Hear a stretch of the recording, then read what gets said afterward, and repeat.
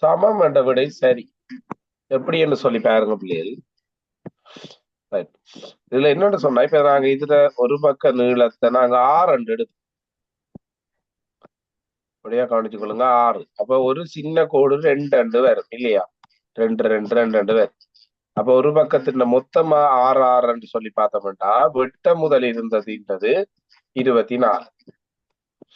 அது மாதிரி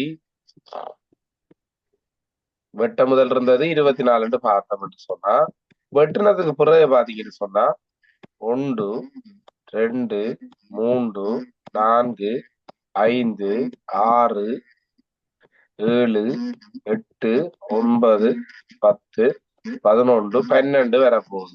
ஒரு கோட்டின்றது 2. அப்ப 12 எவ்வளவு? 24 இருக்கு. அப்ப அதுல ஏற்கனவே இருந்த பெரிய துண்டுறதும் சிறிய துண்டுறதும் சமனாக இருக்கு. இது பாஸ் பேப்பர்ல வந்த கேள்வி. இதுல யாருக்கும் குழப்பம் இருக்குதா? இனிஷிதா அது விளங்குதாமா? அது சமனா இருக்கு. சரியா? அடுத்த கேள்வியை பாருங்க. 50 வினாக்கள் கொண்ட இதுல வாய்மொழி மூலம் இதுல எங்களுக்கு தெரியும் இல்லையா? அவர் 50 சரி எடுத்தா 100 புள்ளிகளை பெறணும்.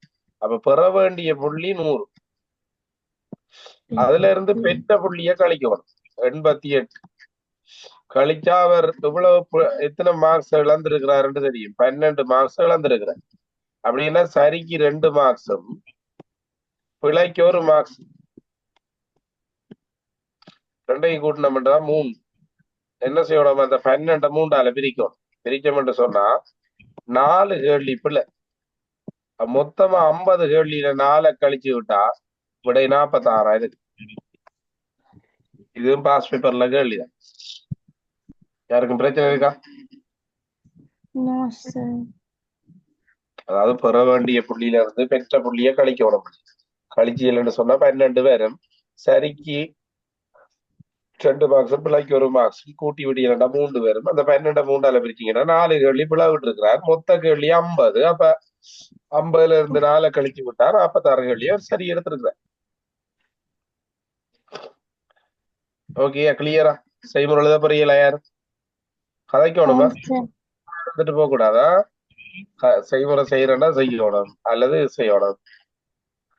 இது கிளியர் தானே? ஓகே.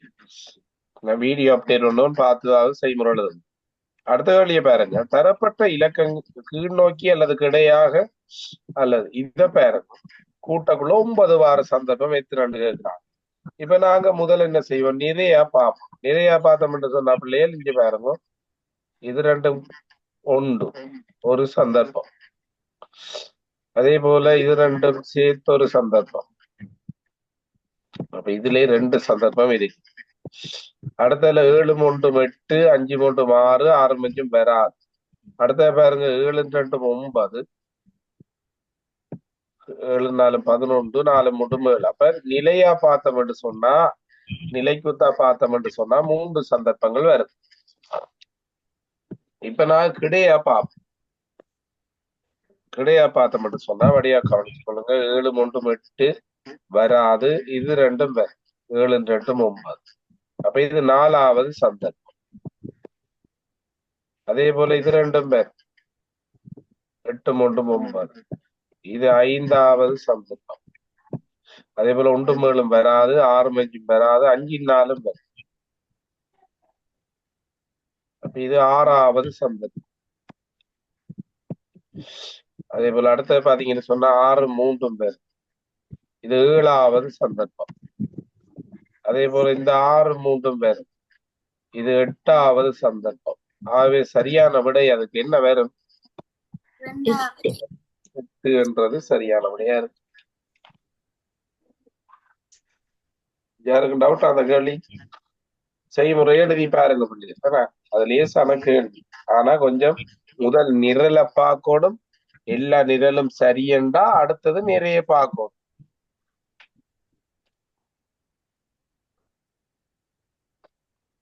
அடுத்த கேள்வி போகுமா? Right, okay. அடுத்த பாருங்க, ஒரு கடிகாரத்தின் மணிமுள்ளானது 4:30 காட்டு. அப்ப 6 தடவை சுத்தக்குள்ள வழியா கவனிக்கணும். இந்த கேள்வி என்ன எப்படின்னு சொல்லி பாருங்க.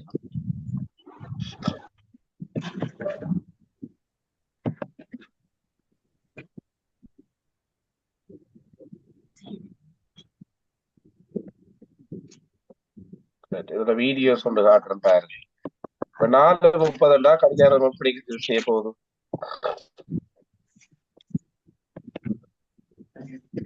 And order DVDs and more from.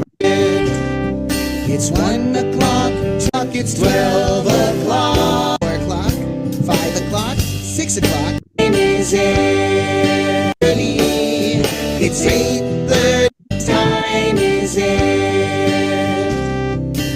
1:32, 33, 34. 4:30 இப்படி இருக்கும் என்ன? 4:30 சரியா இப்படித்தான் இருக்க போகுது. இது 6 தரம் சுத்த போகுது. 6 தரம் சுத்தக்குள்ள இப்படியா கவனிச்சு கொள்ளுங்க. டைம் எத்தனை தந்திருக்கிறாங்க? 7:30. என்ன டைம் தந்திருக்காங்களே? 4:30. அத அவன் கேட்கிறான், இது 6 தரம் சுத்த போகுது. இந்த மணிமுள்ள எத்தனை தரம் இது கடந்து போகும் சொல்லி கேட்கிறான். கடந்து 6 தரம் சுத்தக்குள்ள இசை. இதுல ஃபர்ஸ்ட் தரம் சுத்தக்குள்ள வழியா பாத்தீங்கன்னு சொன்னா 6:35 வந்துருது சந்திக்கும். அடுத்தரம் சுத்தக்குள்ள மணி நிமிடமும் தானே சுத்த போகுது. சுத்திட்டு 6:40 வரும். அடுத்தரம் சுத்தக்குள்ள 7:45. அடுத்தது 8:50, 55 அப்படி இப்படி சுத்தி வரக்குள்ள சரியா 12 மணிக்கு வரக்குள்ள நேரம் 11 மணியை காட்டும். இந்த கேள்வி விளங்குதா? இதான அதுல செய்முறை. சரியா? அப்ப என்ன விட வரும்? அது 11 மணி என்ற விடை சரி. அதாவது அவன் கேட்கிறபடியா பாருங்க, ஒரு கடிகாரத்தில் 4:30 அவ்விடத்தின் நிமிடமுள் 6 தடவை மணிமுள்ள கடந்து போகுது. 6 தடவை கடக்கக்குள்ள அங்க 6 மணித்தியாலம் கூட போகுது. அந்த 6 மணித்தியாலம் கூட்டி விட்ட 6 10:30 வரை போகுது. அந்த 6 தரம் சுத்தக்குள்ள 5 நிமிஷம் முந்தி போகும். அதாலதான் அதுக்கு விடை 11 மணி வேறு. அடுத்த கவனிங்க, உங்களோட மைக்கில் ஆஃப் பண்ணி வைங்க பிள்ளைங்களா. அடுத்த கவனிங்க, கை கடிகாரம் ஒன்று அதன் மேசையில் இருக்குமாறு கிடையாக வைக்கப்பட்டுள்ளது. அதன் நேரம் பிற்பகல் 3 மணி காட்டு. 3 மணி காட்டக்குள்ள மணித்தியாலமுள் வடக்க காட்டு. வழியா பாருங்க, 3 மணிய காட்டக்குள்ள கடிகாரம் வடக்க காட்டுதுன்னு சொன்னா கடிகாரம் மாறி இருக்கு. 3 மணி இதுல கடிகாரம் இப்படி இருக்கக்குள்ள 3 மணி காட்டக்குள்ள மணித்தியாலமுள் தானே வடக்க காட்டுது. அப்ப இது வடக்க காட்டும் என்று சொன்னா இது கிழக்க இருக்கு, இது தெற்க இருக்கு, இது மேற்க இருக்கு. மாறி வச்சிருக்கிறாங்க. இப்ப கேள்வி என்னன்னு சொன்னா 3:45 நிமிடம் உள்ள என்னதை காட்டும் என்று கேட்கலாம். அப்ப 45 9க்கு நேரான இருக்கோடும் நிமிடம். அப்ப 9க்கு நேரன்னு சொன்னா அது என்ன திசையா இருக்கும் சொல்லுங்க? தெற்கு திசையா இருக்கு. டவுட்டா அந்த கேள்வி? கிளியரா இருக்கு நினைக்கிறேன். இதான் அந்த கேள்வி. படியா ஞாபகம் வச்சு கொள்ளு. அதாவது விடை தெற்கா இருக்கு.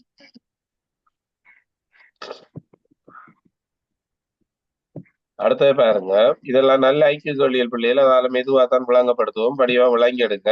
ஏன்னா இது அவ்வளவு பாஸ் பேப்பர்ல வந்த கேள்வி. இதுல பாருங்க, ஒரு மண்டபத்தில் ஆசனங்கள் ஒதுக்கப்பட்டிருக்கிறான். அதுல 3, 5 பக்கத்துல வர மாதிரி என்னென்ன நம்பர்ஸ் வரும் கேட்கலாம்.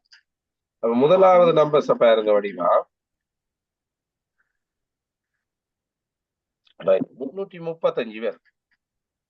அப்படியே கவனித்துக் கொள்ளுங்க. இதுல போடுறேன். முதலாவது 335 பேர். சரியோ? சரி, 335 பேர். அடுத்து என்ன வேற? 3 பக்கத்துல வருதா? 335 பேர். அடுத்ததுல 350. அந்த லைன் அப்படியே வேறு. 350, 351, அடுத்தது 352, 353, 354, 355, 356, 357, 358, 359. இவ்வளவு பாருங்க. 3, 5 பக்கத்துல வருது இல்லையா? அதே போல 435 பேர். அடுத்தது 453 பேர். இவ்வளவு நம்பர் சிம்பர். இப்ப எண்ணி பாருங்க. அப்படியா கவனிச்சு கொள்ளுங்க. இதுல முதலாவதுல பாத்தீங்கன்னு சொன்னா 3 பக்கத்துல வருது. இதுலயும் 3 பக்கத்துல வருது. அப்ப எண்ணி பாத்தீங்கன்னா 1, 2, 3, 4, 5, 6, 7, 8, 9, 10, 11, 12, 13. ஆகவே இதுக்கு சரியான விடை 13 இருக்கு. இதுல ஏதாவது விளக்கம் இல்லைன்னா கேட்கணும் இல்லையா? சைலண்டா இருக்கக்கூடாது. சைலண்டா இருந்தா ஒன்று விளங்கலண்டா அர்த்தம். ஏன்னா இன்னொன்று நல்லா விளங்கிட்டா அர்த்தம். ஏன்னா ஏதோ நான் எடுக்கிறேன்னு தெரியாது. உங்களுக்கு விளங்காட்டி வடிவா கேட்டு படி. ரஜினிஷ் இது ஓகே அந்த செய்முறை எல்லாம்? Right, okay. நாளைக்கு உங்களுக்கு செவ்வாய்க்கிழமை தானே? ரைட், அடுத்த கவனிச்சு கொள்ளுங்க. இதுல வந்த நினைக்கிறோம். இது எங்களுக்கு தெரியும். இங்க பாருங்க, 1, 2, 3, 4 ஒட்டு தான் ஒட்டோடும் இல்லையா? 4 ஒட்டு ஒட்டோடும். ஆனா குறைந்தபட்ச எண்ணிக்கை கேட்கிறான். அப்படி நாங்க என்ன செய்யலாம்னு சொன்னா, வடியா கவனிக்க, இந்த இருக்கிறத செப்பரேட் பண்ணி கலட்டுவோம். வடியா கவனிங்க. இந்த இதை தனியா எடுப்போம். அப்ப இது தனியா இப்படி வேற, இதையும் தனியா எடுப்போம். இப்படி வேற, இதை தனியா எடுப்போம். இப்படி வேற 3 துண்டுகள் இருக்கு. இப்ப இந்த துண்டு எடுத்து என்ன செய்வோம்? இது ரெண்டையும் ஜாயின் பண்ணுவோம். ஒரு ஜாயிண்ட் ஒன்று. இந்த துண்டு எடுப்போம். இது ரெண்டையும் ஜாயின் பண்ணுவோம். அப்ப 2 ஜாயிண்ட். இதை எடுப்போம். இது ரெண்டையும் ஜாயின் பண்ணுவோம். அப்ப குறைந்தபட்ச எண்ணிக்கை என்றா எத்தனை பேர்? 3.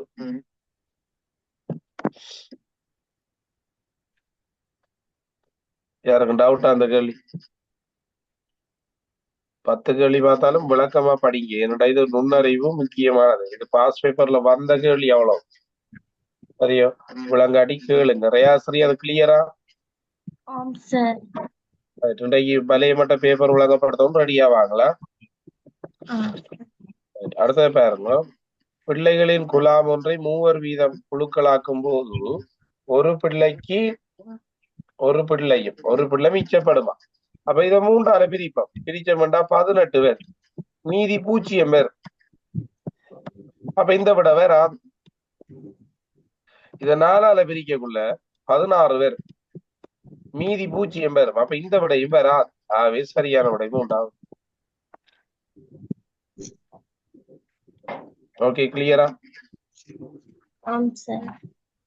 அடுத்த கேள்வியை பாருங்க. விடையை வச்சு கொண்டு பாக்குற கேள்வி தான் பண்ணிடுது. அடுத்த பாருங்க, பாட்டியும் 4 பிள்ளைகள். 2 பேர். இவங்க 4 மகள்மாரும் திருமணம் ஆயிருக்கிறாங்க. அப்ப அவங்களுக்கு 2, 8 பேர். 4 பேரும் திருமணமானா அவங்களுக்கு கணவர்கள் இருப்பாங்க. அந்த 4 கணவரும் 4 மகளும் சேர்த்து 8. 4 குடும்பத்துக்கு 4 பிள்ளைகள். அப்ப நன்னாங்க 16 பிள்ளைகள் வேறு. அப்ப மொத்தம் எத்தனை பேர் கேட்டா 26. விட வேறு 16ஐயும் 8ஐயும் 2ஐயும் கூட்டி வெட்டி எடுத்தா விட வேறு. கிளியராது? ஜெனிசிதமால இதுல பாருங்க, பாட்டிக்கும் பாட்டனும் 2 பேர் தானே. அவங்களுக்கு 4 மகள்மார். அப்ப 4 மகள்மாரும் திருமணம் ஆயிட்டு. திருமணமானா அவங்களுக்கு 4 பேருக்கும் கணவர் இருப்பாங்களா இல்லையா? 4 பேருக்கும் கணவர் இருப்பாங்க. அப்ப 4 கணவனும் 4 மகள்மாரும் சேர்த்து 8 பேர். திருமணமாகிற ஒவ்வொரு குடும்பங்களுக்கும் அந்த 4 குடும்பத்துக்கும் 4 பிள்ளைகளாம். அப்ப 4 பிள்ளைகள்டா 4 ஒரு குடும்பத்துக்கு 4, அடுத்த குடும்பத்துக்கு 4, அடுத்த குடும்பத்துக்கு 4, அடுத்த குடும்பத்துக்கு 4. அப்ப நன்னாங்க எத்தனை பிள்ளைகள்? 16. 16ஐயும் 8ஐயும் 2ஐயும் கூட்டி வைக்கணும். அவ்வளவு.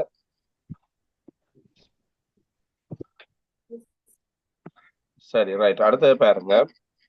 இறுதி பெறுபவருக்கு இல்ல 10 கேள்வியா பார்க்கலாம் போல கிடக்குதுன்னா நேரம் என்றா அவ்வளவு கேள்வி எனக்கு கஷ்டம்.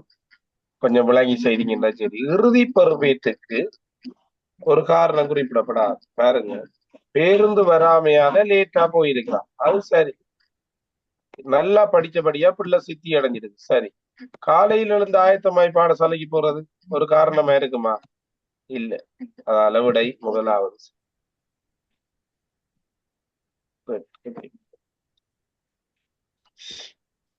இதெல்லாம் கவனத்துல கொண்டுங்க. இப்ப நாளைக்கு உங்களுக்கு காலையில கிளாஸ் இல்லாட்டியும் இரவைக்கு ஒரு கிளாஸ் நடக்கும். சரியா? அப்ப அதுல நீங்க ரெடியா இருந்து கொள்ளுங்க. அதே போல இந்த புத்தகம் முடிகிறபடினால இன்னைக்கு நாங்க என்ன செய்ய போறோம், அந்த 3 புத்தகம் அடிச்சு தர போறோம். சுற்றாடல் 1500 கேள்வியும், கணிதம் 1200, தமிழும் 1200 கேள்வியும் உங்களுக்கு அடிச்சு 3 புக் தனி செப்பரேட் பண்ணி தரப்போறோம். அப்ப அந்த புக் தான் உங்களுக்கு தர கடைசி புக்கா இருக்கு. வேணும்டா எங்களுக்கு டெஸ்ட்டுக்கு இன்னும் எத்தனை நாள் இருக்கு? 68 நாள் தான் இருக்கு.